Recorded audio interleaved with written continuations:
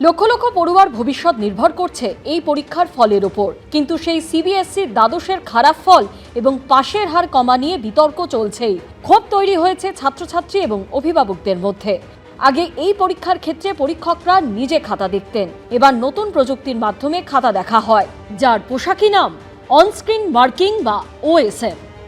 বহু পরীক্ষার্থীর অভিযোগ, ডিজিটাল মূল্যায়নের কারণেই এবছরের পাশের হার কমেছে এবং প্রত্যাশার তুলনায় নম্বরও অনেক কম এসেছে।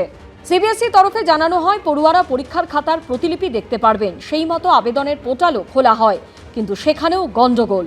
অভিযোগ, দীর্ঘক্ষণ বোর্ডের তরফে দেওয়া আবেদনের ওয়েবসাইট খোলেনি, কেউ লগ ইন করতে পারছিলেন না, কারোর verification and scanned copy application window খুলছিল না বলে অভিযোগ।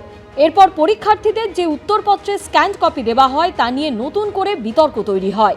একটি উত্তরপত্রের স্ক্যান্ড কপি ইতিমধ্যেই সামনে এসেছে, সেখানে দেখা যাচ্ছে উত্তরপত্রের স্ক্যান্ড কপিটি একেবারে ঝাপসা, খুব কষ্ট করে তা দেখতে হচ্ছে, অনেক ক্ষেত্রে উত্তর বোঝাই যাচ্ছে না। এখানেই প্রশ্ন উঠছে, যে শিক্ষকরা খাতা দেখেছেন তাদের কাছেও কি ঝাপসা কপিই গেছে? এরকম ঝাপসা স্ক্যান কপি দেখে তারা নম্বর দিলেন কি করে?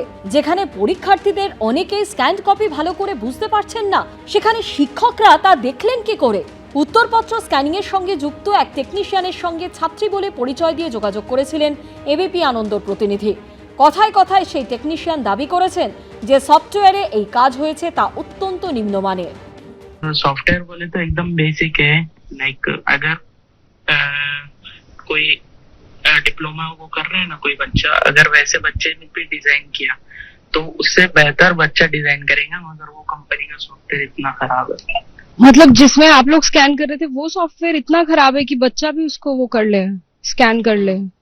अच्छा, बच्चा उससे अच्छा बना सकता है। अच्छा, क्यों ऐसा क्यों? क्योंकि देखो, एक तो स्मूथ नहीं है, ठीक है, ऑप्टिमाइजेशन कुछ नहीं है उसके अंदर। हाँ, फिर उसके बाद लैग है, जो हार्डवेयर प्रोवाइड किए जाते हैं हाँ, वो एकदम लो क्वालिटी। मैंने अच्छा। एक फोटो भी डाली थी उसको कि हाँ। अभी ऑलमोस्ट 3 से 4 कंप्यूटर जो है ना वहाँ पे क्रैश हो रखे थे। अच्छा। आज मैं गया था तो वापस। अच्छा, फिर आप बोल रहे थे ना कि मतलब ऐसा सॉफ्टवेयर तो बच्चा भी बना ले, बच्चा इससे ज्यादा अच्छा बना ले, तो मतलब कुछ तो इसमें दिक्कत होगी। दिक्कत वही है ना, ऑप्टिमाइजेशन डेवलपमेंट अच्छे से नहीं है।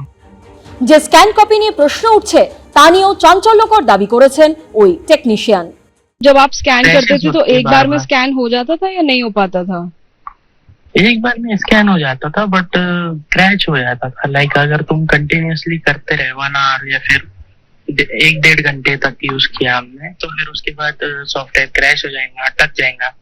अच्छा, ऐसे अटक जाता था तो फिर आपको जो काम किया क्या वो वापस से भी करना पड़ता था? अगर देखो, अगर स्कैन हुई, आधी स्कैन हुई तो वो आधी आ जाएंगे वापस, ठीक है। अच्छा, बट अगर आपने पूरी स्कैन कर रखी। প্রশ্ন উঠছে, যে পরীক্ষার উপর লক্ষ লক্ষ ছাত্রছাত্রীর ভবিষ্যৎ দাঁড়িয়ে রয়েছে সেখানে এরকম সফটওয়্যার ব্যবহার করা হলো কেন? ছাত্রছাত্রীরা কি গিনিপিগ?